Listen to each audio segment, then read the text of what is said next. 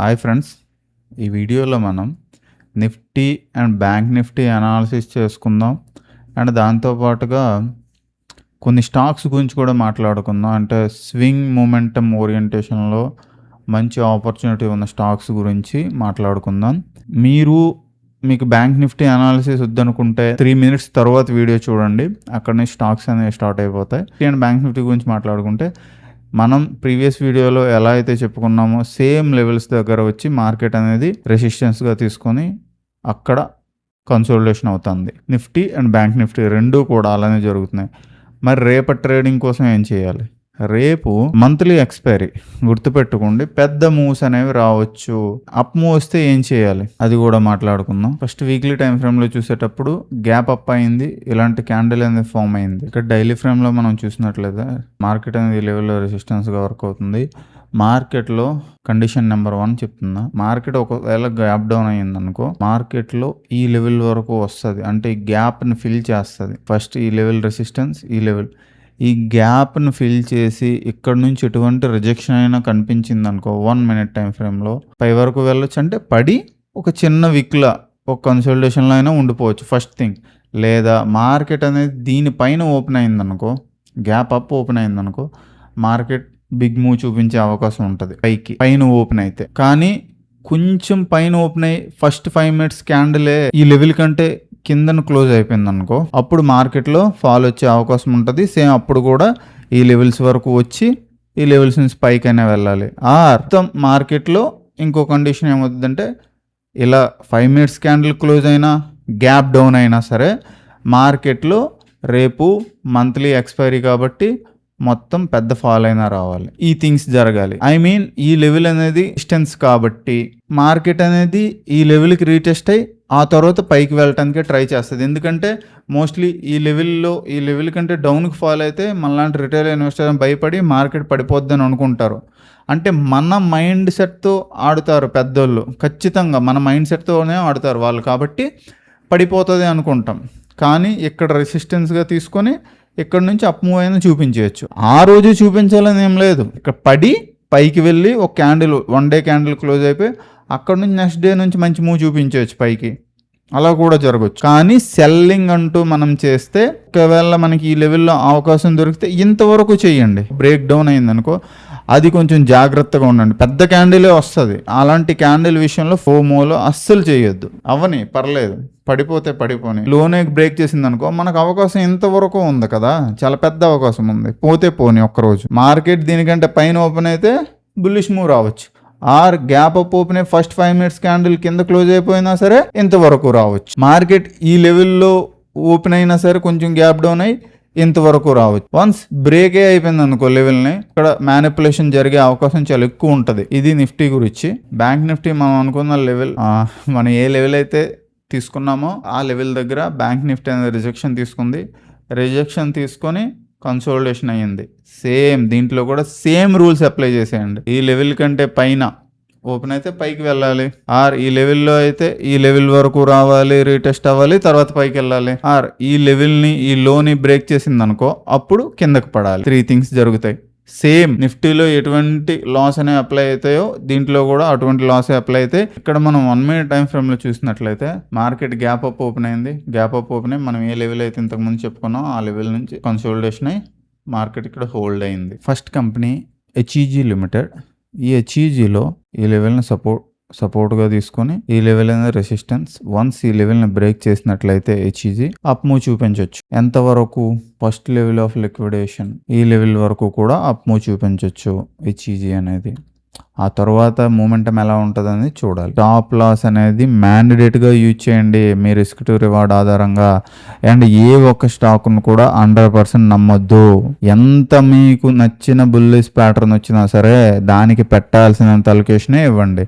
అంటే మీరు నార్మల్గా స్టాక్లో ఎంత పెడతారో అంతే పెట్టడానికి ట్రై చేయండి, అంతకు మించి ఎక్కువ పెట్టకండి ఎంత మంచి కన్ఫర్మేషన్ వచ్చినా సరే. ఎందుకంటే ఒక్క డే క్యాండిల్ మార్కెట్ యొక్క సిచ్యువేషన్ చేంజ్ చేస్తాయి కొన్ని స్టాక్స్లో. సేమ్ ఇది కూడా అంతే, 20% పడిన రోజులు కూడా ఉన్నాయి. ఇది ఒక్కొక్కసారి ఈ లెవెల్ ఇది సపోర్ట్గా పనిచేస్తుంది, పై వరకు వెళ్తే మంచి ఆపర్చునిటీ అని చెప్పుకోవచ్చు. అండ్ సెకండ్ స్టాక్ అనేది మెరైన్ ఎలక్ట్రానిక్. ఈ స్టాక్ యొక్క లెవెల్స్ 1 day టైం ఫ్రేమ్లో చూసినట్లయితే ఈ యొక్క కన్సోలిడేషన్ బ్రేక్ చేసింది. కన్సోలిడేషన్ బ్రేక్ చేసిన తర్వాత నెక్స్ట్ లిక్విడిటీ లెవెల్ వరకు వెళ్ళొచ్చు. ప్రాపర్ లిక్విడిటీ లెవెల్ ఇలా, ఇది లిక్విడిటీ లెవెల్ అనుకుంటే ఈ లెవెల్ వరకు వెళ్ళొచ్చు యాజ్ ఫర్ లిక్విడిటీ కాన్సెప్ట్ ఆధారంగా. ఈ స్టాక్ ను వాచ్ లిస్ట్ లో పెట్టుకొని ఒకసారి మానిటర్ చేయండి. వీక్లీ టైం ఫ్రేమ్ లో చూసినట్లయితే మీకు అర్థమవుతుంది కదా ఈ ప్యాటర్న్ ఏమంటారు. ఇది బేసిక్ లెవెల్ ప్యాటర్న్స్. ఇవి as for basic level patterns. కొన్ని ప్యాటర్న్స్ నాకు అర్థమైన ప్యాటర్న్స్ ఏంటంటే ఈ లోవర్ లెవెల్లో ఉన్న లిక్విడిటీని మార్కెట్ తీసుకొని చూసారా, గ్యాప్ డౌన్ అయ్యి లిక్విడిటీ తీసుకొని ఆ తర్వాత మార్కెట్ పైకి వెళ్ళడానికి ట్రై చేస్తుంది. కానీ లోవర్ లెవెల్ లిక్విడిటీని తీసుకొని మార్కెట్ పైకి వెళ్ళడానికి ట్రై చేస్తుంది. కాబట్టి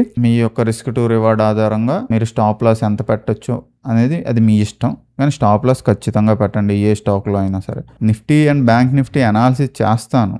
అనాలిసిస్ చేసినా సరే నిఫ్టీ అండ్ బ్యాంక్ నిఫ్టీలో నేను మోస్ట్లీ స్వింగ్ ట్రేడ్స్ కోసమే చూస్తాను. కనీసం 2-3 రోజులైనా సరే హోల్డ్ చేయగలిగే ట్రేడ్సే చూస్తాను తప్ప ఇంట్రాడేలో ఎలక మెంటాలిటీ ట్రేడ్స్ నేను చెయ్యను. కానీ నా అనాలిసిస్ అనేది యాక్యురేట్గా పనిచేస్తుంది. ఏ టైం ఫ్రేమ్లో క్యాండిల్స్ ఒకలాగే ఉంటాయి, కానీ లోవర్ టైం ఫ్రేమ్లో క్యాండిల్స్ ఎక్కువ మ్యానిపులేషన్ చేస్తాయి. ఒక విషయం చెప్పాలంటే నిఫ్టీ అండ్ బ్యాంక్ నిఫ్టీలో డైలీ క్యాండిల్ కూడా మ్యానిపులేషన్ చేస్తుంది. అంత వరస్ట్గా మ్యానిపులేషన్ చేస్తారు పెద్దోళ్ళు. అందుకనే మోస్ట్లీ మీకు ఒక విషయం చెప్తాను, ఎప్పుడైనా సరే ట్రేడింగ్ అనేది మీరు చేయాలనుకుంటే 30% అనేది ఆప్షన్స్లో ట్రేడ్ చేయండి. మీరు చేసే ఓవరాల్ ట్రేడ్స్లో 30% అంటే మీరు నెలకి 100 ట్రేడ్లు చేసినట్లయితే ఓన్లీ 30 ట్రేడ్స్ అనేవి ఆప్షన్స్లో చేయండి. 50 ట్రేడ్స్ అనేది స్వింగ్ ట్రేడ్లో చేయండి. అండ్ 20 ట్రేడ్స్ అనేది ఈక్విటీలో చేయడానికి ట్రై చేయండి. ఎందుకో తెలుసా, మీరు స్వింగ్ ట్రేడ్ చేయాలి అనుకుంటే మంత్లీ 2-3 ఆపర్చునిటీస్ కంటే ఎక్కువ రావు. ఎందుకంటే swing lows and swing highs ఆధారంగా మనం ఇంట్రెస్ట్ తీసుకుంటాం కాబట్టి ఎక్కువ ఆపర్చునిటీస్ రావు, చాలా తక్కువ ఆపర్చునిటీస్ వస్తాయి. మీరు పిచ్చి ట్రేడ్స్ అనేది తీసుకోరు. కానీ ఎక్కడైతే ఇంట్రాడే ట్రేడింగ్ ఉందో అక్కడ ఇబ్బంది పడతా ఉంటారు. ఇంట్రాడే ట్రేడింగ్ చాలా తక్కువ చేయండి, చెయ్యొద్దని చెప్పట్లేదు. బెటర్ ఆపర్చునిటీ వచ్చినప్పుడు చేయండి. అది కూడా ఒక మంచి స్టాక్స్ అనేవి మంచి స్వింగ్ లోస్లో ఉన్నాయి, అలాంటి టైంలో చేయండి. ఈక్విటీలో అయినా సరే, ఓకేనా. అండ్ నెక్స్ట్ క్యామ్స్ ఇటువంటి ప్యాటర్న్ వచ్చిన తర్వాత ఇక్కడ రేపు హ్యామర్ కానీ ఇన్వర్టెడ్ హ్యామర్ కానీ అటువంటి క్యాండిల్ ఏర్పడిన తర్వాత నెక్స్ట్ వీక్లీ టైం ఫ్రేమ్స్లో అప్ మూవ్ చూపించే అవకాశం ఉంది. అంటే ఈ యొక్క లిక్విడిటీ లెవెల్ వరకు కూడా వచ్చే అవకాశం అనేది ఈ స్టాక్లో అనేది ఉంది. ఆ తర్వాత పైకి కూడా వెళ్ళే అవకాశం ఉండొచ్చు. అర్థమైందా? వీటిల్లో నచ్చిన ఏ స్టాక్ అయినా చూసే ముందు ఒకసారి రిజల్ట్స్ చూడండి. రిజల్ట్స్ ఎందుకంటే మన యొక్క క్యాలిక్యులేషన్స్ని మన యొక్క టికెట్ అంటే మార్చేస్తాయి, సిచ్యువేషన్ చేంజ్ చేస్తాయి అవి. అందుకనే స్టాప్ లాస్ మ్యాండేట్గా పెట్టండి ఎక్కడైనా సరే. Stock IIFL limited. ఈ స్టాక్ అనేది ఇది ఒక FNO స్టాక్. కానీ ఈ స్టాక్లో ఇటువంటి క్యాండిల్స్ వచ్చిన తర్వాత కూడా మార్కెట్ పైకి వెళ్ళడానికి ట్రై చేస్తుంది. ఈ లెవెల్ని సపోర్ట్ లెవెల్గా అనుకుంటే మనకి ఇక్కడ నుంచి ఇంతవరకు కూడా లిక్విడిటీ లెవెల్గా ఉంది. అంటే వీటిని మీరు మీ యొక్క టెక్నికల్ అనాలిసిస్ ఆధారంగా మీరు ఎంత స్టాప్ లాస్ ఇవ్వగలరు అన్న దాని ప్రకారమే స్టాప్ లాస్ని మీరు పెట్టండి. క్వాంటిటీ సైజ్ కూడా దాని ఆధారంగానే పెట్టండి. మార్కెట్ ఇది ఈ లెవెల్ వరకు వెళ్ళొచ్చు, కానీ ఫస్ట్ లెవెల్ ఆఫ్ రెసిస్టెన్స్ అనేది ఈ లెవెల్లో వచ్చే అవకాశం ఉంటుంది. చూడండి, రౌండ్ ఫిగర్ కదా. మీరు ఈ యొక్క స్టాక్ని వాచ్ లిస్ట్లో యాడ్ చేసుకోండి. ఇంకో విషయం చెప్తున్నా, ఏ స్టాక్ అయినా సరే లెవెల్స్ని బ్రేక్ డౌన్ చేసి డౌన్ ఫాల్ ఆర్ మీరు అనుకునే దానికి ఆపోజిట్ మూవ్ అనేది చూపించినట్లయితే ఖచ్చితంగా ఎగ్జిట్ అయిపోండి. అంటే ఎలా ఉండాలంటే మీ మైండ్ సెట్, ఈ లెవెల్ కంటే పైన ఉంటేనే అప్ మూవ్ చూపిస్తుంది, ఈ లెవెల్ కంటే కింద ఉంటే డౌన్ మూవ్ చూపిస్తుంది, ఈ లెవెల్ కంటే కింద నేను హోల్డ్ ఎట్టి పరిస్థితుల్లో చెయ్యను అన్న మైండ్ సెట్తోనే ఉండండి. నెక్స్ట్ స్టాక్ అనేది డైనమిక్ కేబుల్స్లో ఈ లెవెల్లో సపోర్ట్గా వర్క్ అవుతుంది. ఈ లెవెల్ కంటే మార్కెట్ అనేది బ్రేక్ చేసినట్లయితే డౌన్ఫాల్ వచ్చే అవకాశం ఉంది. స్టాక్ని కూడా మీ వాచ్ లిస్ట్లో యాడ్ చేసుకోండి. అండ్ హయ్యర్ లెవెల్లో లిక్విడిటీ లెవెల్ వరకు వెళ్ళింది మార్కెట్. ఈ హై లెవెల్లో లిక్విడిటీని తీసుకుని మార్కెట్ ఫాలో అయింది.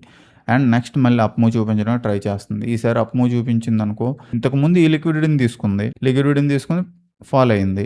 నెక్స్ట్ ఈ హయ్యర్ లెవెల్ లిక్విడిటీని తీసుకోవడానికి ప్రయత్నిస్తుంది. ఈ హయ్యర్ లెవెల్ లిక్విడిటీని తీసుకోవడానికి ప్రయత్నించేటప్పుడు కొంచెం మూవ్ అనేది కొంచెం పెద్దగా ఉండొచ్చు. ఈ స్టాక్స్లో నేను ఎటువంటి బై అండ్ సెల్ రికమెండేషన్ అయితే ఇవ్వట్లేదు. అండ్ నెక్స్ట్ ఈ కంపెనీ అనేది తన యొక్క రిజల్ట్ పోస్ట్ చేసింది, రెవెన్యూ పెరిగింది, మార్జిన్స్ కూడా కొంచెం పెరిగాయి, కానీ మార్కెట్ తర్వాత ఫాల్ అయింది. ఈ లెవెల్ అనేది సపోర్ట్గా వర్క్ అవుతుంది.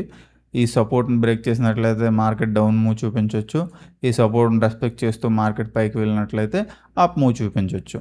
ఈ స్టాక్ని కూడా మీ వాచ్ లిస్ట్లో యాడ్ చేసుకొని ఆపర్చునిటీ ఉన్నట్లయితే మీరు యాక్షన్ తీసుకోండి.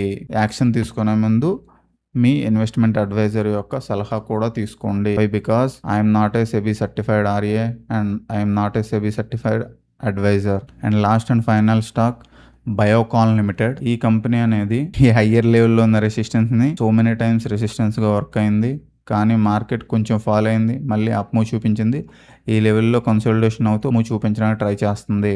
ఈ కంపెనీకి సపోర్ట్గా ఈ లెవెల్ అనేది వర్క్ అవుతుంది. వన్స్ ఈ లెవెల్ని మార్కెట్ బ్రేక్ చేసినట్లయితే డౌన్ మూవ్ చూపించే అవకాశం ఉంది, లేదంటే మార్కెట్ అప్ మూవ్ చూపించే అవకాశం ఉంది. ఈ స్టాక్ను కూడా మీ వాచ్ లిస్ట్లో యాడ్ చేసుకోవడానికి ట్రై చేయండి. ఈ ఇన్ఫర్మేషన్ వాల్యుబుల్గా అనిపించినట్లయితే మన ఛానల్ని సబ్స్క్రైబ్ చేసుకోండి. మీ రాడార్లో ఉన్నటువంటి స్టాక్స్ ఏమైనా ఉంటే కామెంట్ చేయండి, వాటి గురించి కూడా డిస్కస్ చేద్దాం. Thank you so much. Happy trading. Bye bye.